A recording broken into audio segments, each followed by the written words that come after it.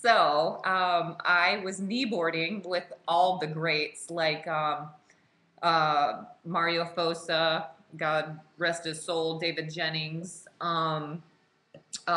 David and Jonathan McDonald, and like all the greats of kneeboarding. I was kneeboarding with them. So I was sponsored by HO Sports, which that's who Hyperlight is a division of.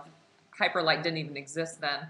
So basically, kneeboarding got dropped off the tour. Ski boarding was still on the tour. Ski boarding turned into wakeboarding at that point, and HO Sports started making hyperlight wakeboards, and they said, "Hey, Sonja, we'll send you a wakeboard. Jump on this thing and tell us what you think."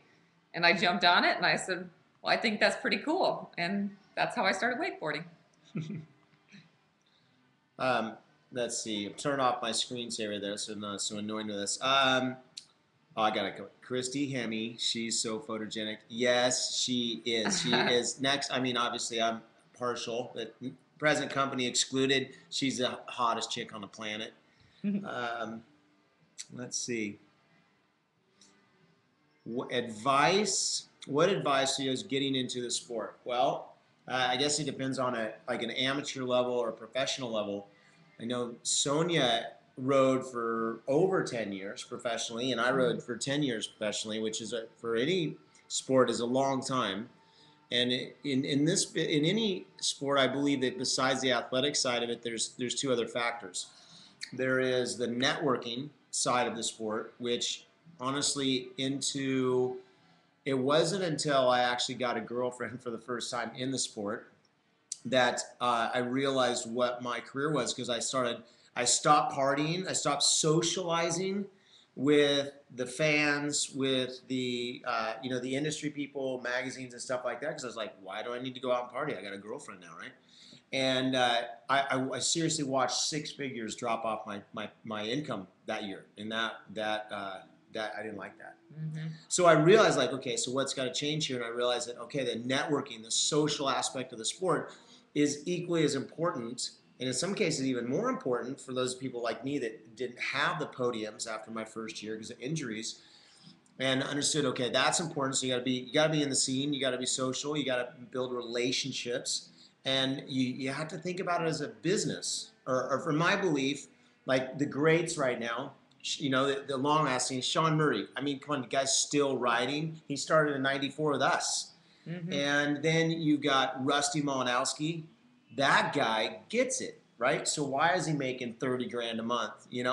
Well, in a down economy when everybody else is starving right now, because he understands what his job is, and we were paid to increase sales. So you do that however you can support your companies, and I know that was a big thing for you, Sonja. You're a huge fan base. You travel the world. People loved being around you. Yeah, it's about you can be good on a wakeboard, but there's so many people that are really good that that's not enough. If you're just good, you're just another one of the crowd. You have to make yourself useful to the companies that are sponsoring you. And if you want to be sponsored, then you have to show a company how you can be useful to them, not just a good rider. Because a good rider, you can take a podium, you can podium all year. The next year, you can not podium, period, and you're done. But if you make yourself useful to the company, which Charley was saying, help them move their products. That's how they make money, so that's how you're going to make money. So yeah, be out there, be good to people, be nice to people, spend time with people. It's just like being a good neighbor. Yeah, and honestly, like, wakeboarding is the same as any other business. We're in the relationship business. I mean, it's not. Yes, we're pro wakeboarders. We have to establish and build relationships with the sponsors, with the fans that buy the product, because they don't buy the product. Granted, I mean, why the economy is hurting wakeboarding so much right now is people aren't buying as much product. So there's less money for sponsorships and Pro Tour and so forth. But, in addition to that, like, I know that my success in the things that I've done is that I'm really, really good at not quitting. Like, I mean, I saw the best riders around the world that were just like jaw-dropping, like, holy cow, where did this kid come from? And they quit.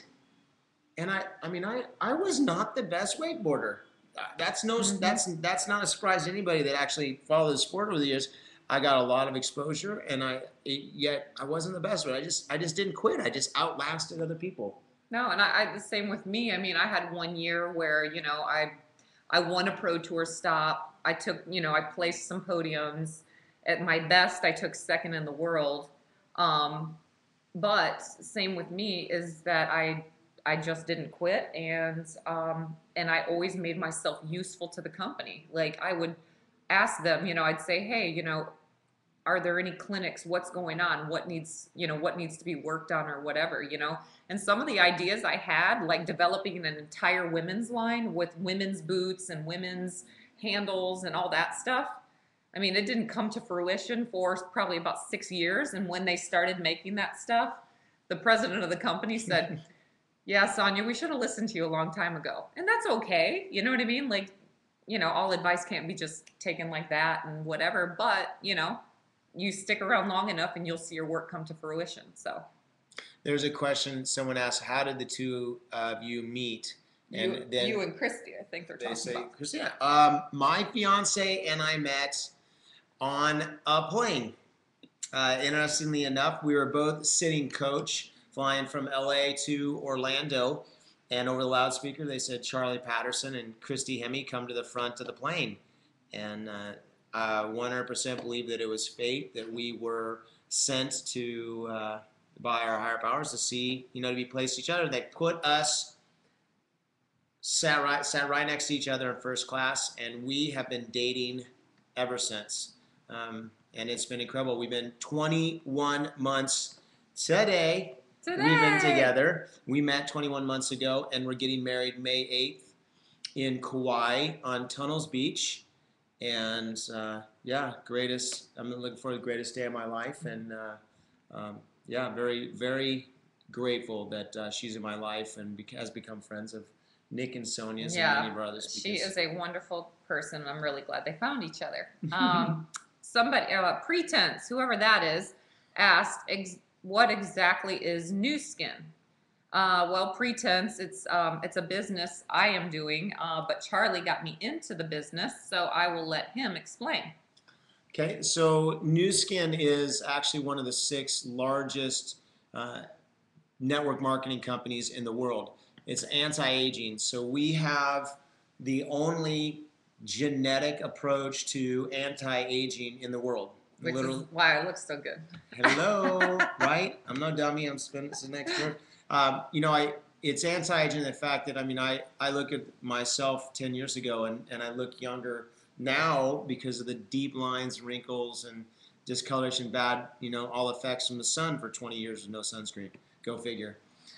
So that's what our company's approach is. By on purpose. They targeted the baby boomer demographic, which is 1/3 of the population, responsible for 50% of consumer spending, which all those people are between the ages of 40 and like 65. So they just said, hey, whatever they want, that market expands. Those people that have position in front of that demand become the richest in the world. And I said, you know what? I want to be one of those people. And so 6 years ago, when I was looking for the next career move for me, I knew that it had to have an income that could satisfy my lifestyle, and really wanted to open it up with, because I just always knew that since I was a young child, I would be extremely wealthy. And I deserve that. I believe I deserve that as well as all you do, and Sonia and Nick do, and so many others.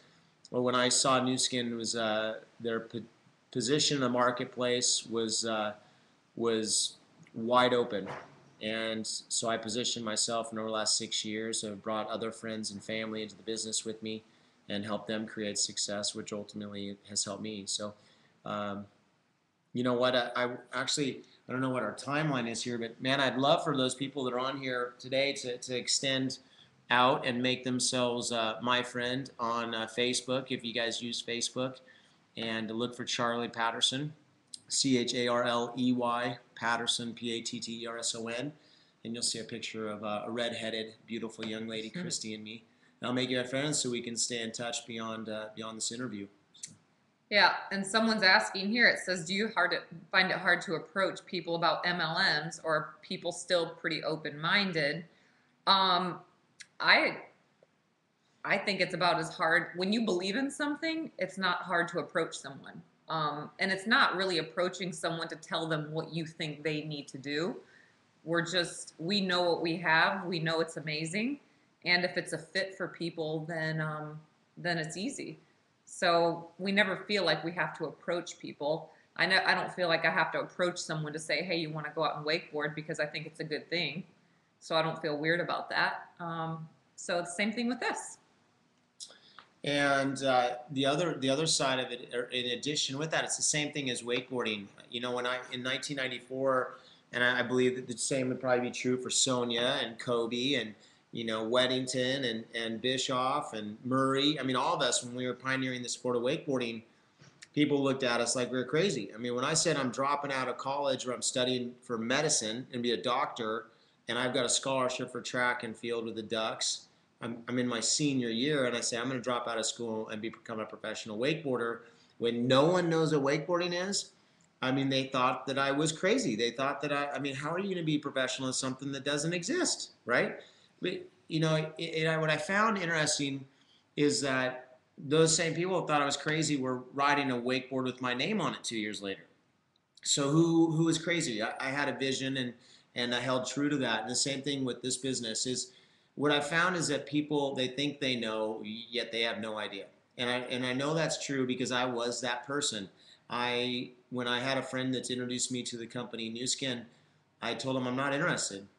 And thankfully he said, Charlie, you don't know what you're not interested in. And that was true. I had an opinion, totally uneducated. And when I got in and I did the research and found out what was going on, I realized it was the biggest financial opportunity I would ever personally see. And yeah, same thing as wakeboarding. Came back, and majority of wakeboarders thought that I was crazy. My friends thought I was crazy. My family thought I was crazy. Yet, I mean, it still sounds funny. I mean, I'm living in a house that New Skin built. My distributorship exceeded $1 million in commissions in my third year, and it took me a lot longer than that to make my first million in wakeboarding. And so, I'd say that you were just looking for people who are looking, like Sonja said, it's an invitation. Looking for people that are unhappy and that can identify opportunity and want to capitalize on it. And that's what we are, entrepreneurs. So, Chip wants to know what you did at the University of Oregon. I was a biology major, exercise movement science. I wanted to be a pediatrician. I was a pole vaulter on the track team. I was very focused in both those things. I practiced for 4 to 5 hours a day and then studied. And then I and then was chase social. girls. Everything was about girls. Everything is still about girls, except I've narrowed it down to just one girl. And so, yeah, that was it at school. Prepare wakeboarders for their Post wakeboarding life. Let's see. So the question is, you're asking how do you prepare professional wakeboarders for the afterlife? Let's see. Well, I don't know. That's really a hard thing, because when you've been really successful at something, and like Charlie was saying, so, like that, a piece of that sport and who you are actually becomes your identity. You know what I mean? Because the first thing people ask when they meet you, they go, "Hey, what's your name?" "Oh, Sonja." "What do you do?" That's the next thing. So that it is a piece of your identity. So people that have been a professional athlete of any sort and then go into something else, the only post career advice I have is you have to find something that you love doing, because that will fill it. It's hard to take someone who, has been a professional extreme sports athlete and then take all that away from them and put them in a cubicle. Shoot me. Yeah. Like that would lead to a very unhappy life. So You know, with me, with wakeboarding, I would say 60% of my career was spent with people, coaching and mentoring people. The other part was maybe on the water or whatever, but myself. But most of my career was coaching people and traveling around the world. So leaving the sport, coming into something new for me, that's new skin. New skin, I'm still able to coach people and help people and travel around the world. So, you know, if I want to build we operate in what, 50 countries now? Hmm. Yeah, we operate in 50 countries. So, you know, I've got some business in South Africa, I've got business in Australia, I've got business in Canada now. So, yeah, so for me, I'm just doing the same thing. I'm mentoring, I'm coaching, I'm helping, and get to travel the world. And that's what I suggest. Continue doing what you love, but find a way to do it in a way that's not going to blow your knees out. Yeah, and I was approached by a lot of different things because people knew me as being a business minded wakeboarder, and that I mean bottom line, I wasn't willing to give up my lifestyle and the amount of money that I made.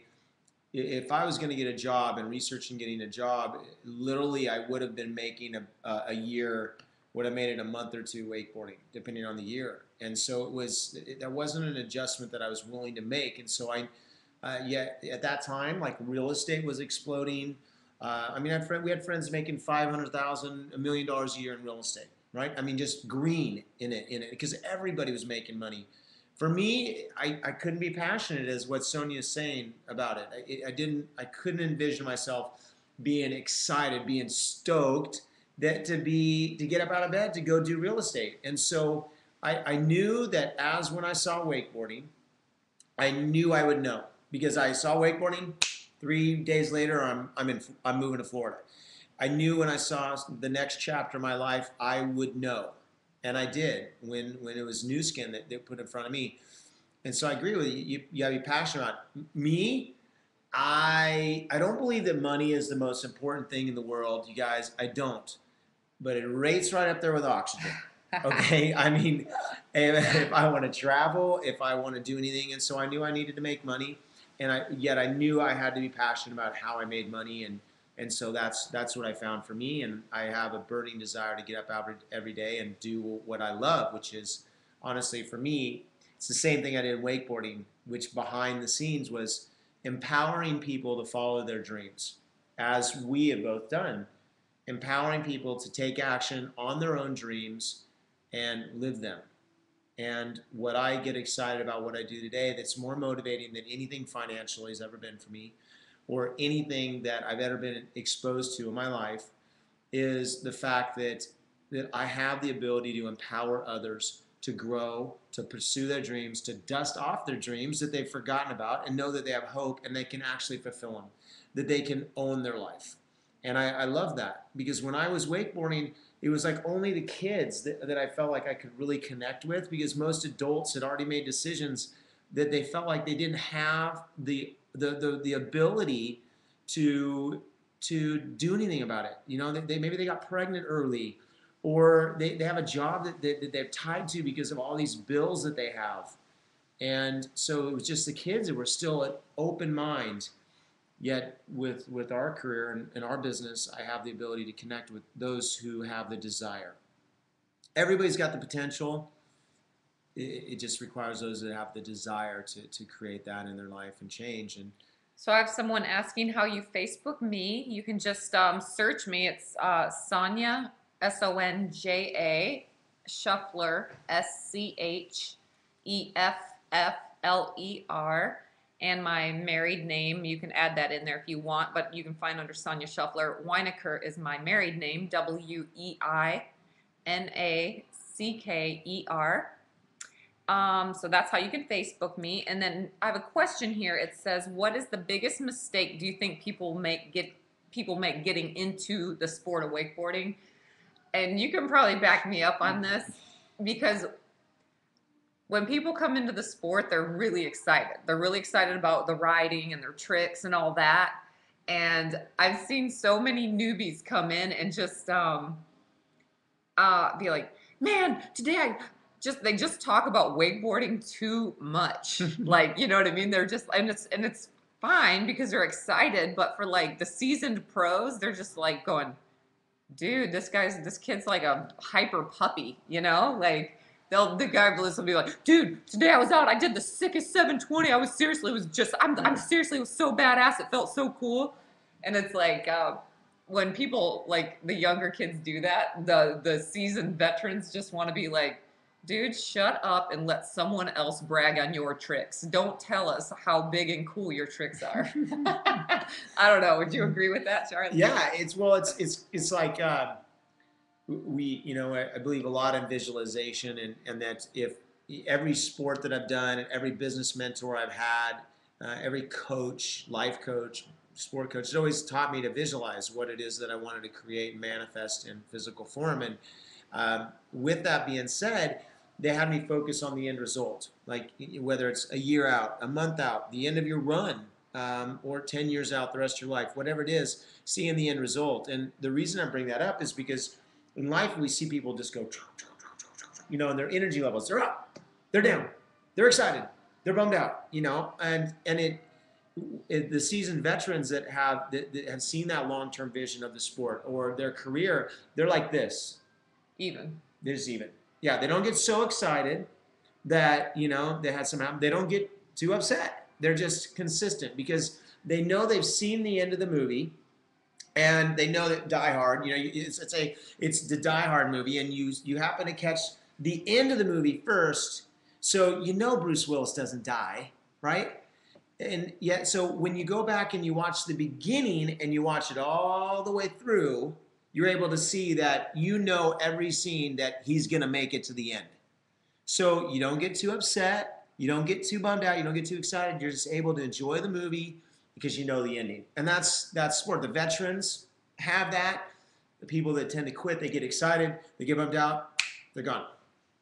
Okay, someone wants to know, in our opinion, who do you think the best wakeboarder in the world is? I'll give my answer first. I think, and I'm saying not only just wakeboarding, but one of the most talented water sports people in the world, in my opinion, is Parks Bonifay, hands down.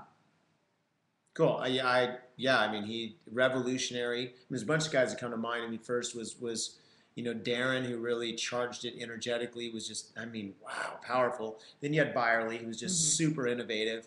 Styly. Oh my God, yeah, had actually introduced, a new style, and say style because everybody has a style, but and then just was so innovative with the questions. With the tricks and moves that he did. And then you have Parks that evolved, and Sean Murray has been a huge staple.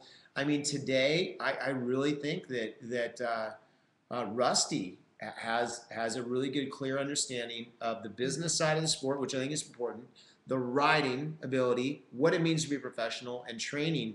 And then you've got, JD Webb, who's really chasing after it. Danny is still out there, Chad Sharp. But, there's a lot of guys coming up. Philip Sovin is one of the young guns that are killing it out of Australia. His name is Harley Clifford, and he's pretty amazing to watch. He's in New Wakeboard magazine. Ripping, dude. Yeah. Hello, off the wake.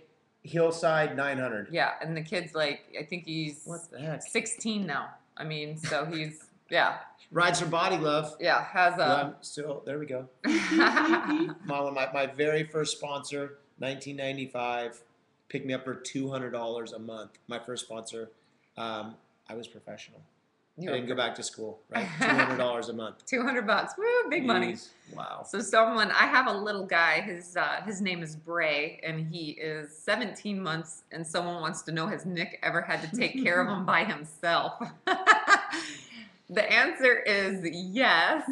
And he's supposed to have him for a whole weekend by himself, and it ended up being Surf Expo weekend. I was out of town, and Nick forgot it was Expo weekend, so he had all this stuff he had to do for wakeboarding. Nick Weinecker is my husband. So Nick's first weekend with Bray alone, he ended up at my parents' half the time. I was like, you big sucker. Sonja, I have to excuse myself. And I know there's lots of great stuff coming in, and I really look forward to connecting with all of you on Facebook, and we would have individual conversations and stay connected. I have a business call that's scheduled at this time, and so thank you so much, Maurice and Stoke Meter, for having me on and allowing me to do this with you, Sonja. Yeah. You're amazing. Yeah, no, it was a great time. It's 3:15, so it's been 45 minutes of chatting with you guys. We've totally enjoyed it. And again, if you guys want to touch base with me, you can Facebook me also. And it was great spending the afternoon with you. And Maurice, thank you so much. Thanks, guys. Bye. Bye.